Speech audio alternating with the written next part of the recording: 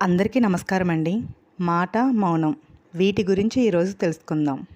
మనిషి ముఖం నుండి అగ్ని వాగ్రూపంలో వెలువడుతుందని ఐతరేయోపనిషత్తు పేర్కొంటుంది. మాట అగ్ని అంతటి పవిత్రమైనది, ప్రమాదకరమైనది కూడాను. అందుకే కాలు జారితే కూడ తీసుకోగలం, కానీ నోరు జారితే వెనక్కి తీసుకోలేమంటారు పెద్దలు. మాట ఎప్పుడూ మృదువుగా, మంగళప్రదంగా, మనోహరంగా, మర్యాదపూర్వకంగా ఉండాలి. అన్నిటికీ మించి మనం చెప్పే మాట నిజం అయి ఉండాలి. ముఖ్యంగా అందరికీ మంచి చేసేదయి ఉండాలి. భగవద్గీత వాక్యం ప్రకారం జ్ఞానం అన్నిటికంటే పవిత్రమైనది. జ్ఞానంతో మాట్లాడే మాట అంతకంటే పవిత్రమైనది. దానివల్ల మిత్రత్వం ఏర్పడుతుంది. సంస్కారవంతమైన పలుకులు అలవడాలంటే మంచి సాంగత్యం, దానితో పాటు చక్కటి అభ్యాసం ఉండాలి. మనం మాట్లాడే మాట మంచిదైనా చెడ్డదైనా ఎదుటి వ్యక్తి మనసును తాకగలదు. కాబట్టి మన మాట ఎప్పుడూ ఎదుటి వ్యక్తి మనసును మన బందీని చేసేలా ఉండాలి.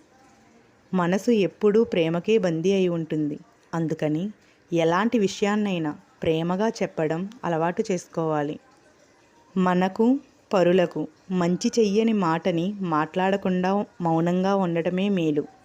మీ నోటి నుండి వచ్చే అమంగళకరమైన మాటల కన్నా మీ మౌనమే ఎదుటి వ్యక్తి మనసును తాకి తన తప్పు ఒప్పుకునేలా చేసి పశ్చాత్తాపం కలిగిస్తుంది.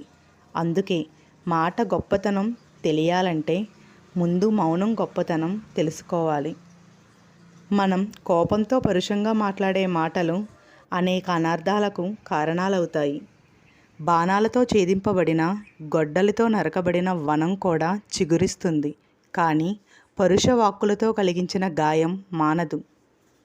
మహాభారతంలో చెప్పినట్టు కర్ణి, నాళీకం, నారాచం వంటి బాణాలను కూడా శరీరం నుండి తీయవచ్చు. కానీ పరుష వచనాలనే ముళ్ళును మాత్రం తీయలేము.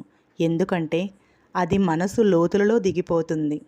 మాటలనే బాణాలు నోటి నుండి వెలువడి ఎదుటి వ్యక్తి మనసును గాయపరుస్తాయి. ఆ వ్యక్తి రాత్రింబవళ్ళు కృషించిపోతాడు. కాబట్టి తెలివైన వారు ఇతరుల మీద మాటలను ఆలోచించి ప్రయోగించాలి. మాటలలో సంపూర్ణ సంయమనం అతి కష్టమని అంటారు. మనం మాట్లాడే మాటలే మనకు మిత్రులను, శత్రువులను సమకూరుస్తాయి.